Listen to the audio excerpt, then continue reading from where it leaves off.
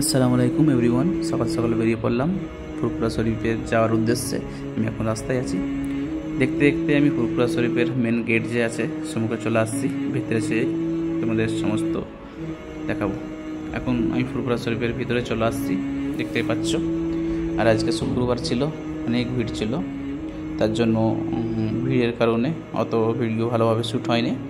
ভিড় কেটে যাওয়ার পরে ভিডিও শ্যুট করেছি এবং যে জিনিসটার জন্য আসা দাদা হুজুর পীর কেবলার মাজার শরীফ, সেটি অবশ্যই তোমাদের দেখাবো।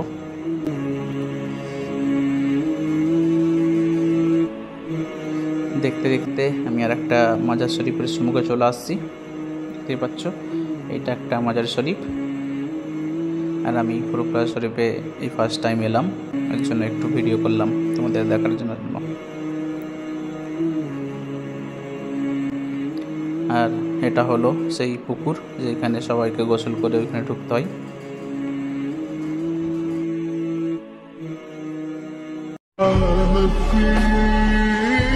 আর এটা হচ্ছে দাদা হুজুর পীর কেবলার মাজার শরীফ।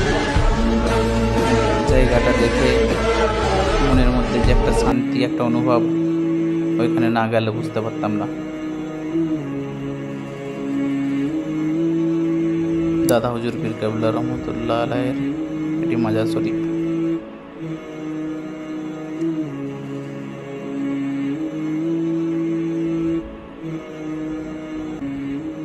একটা মাজার শরীফ।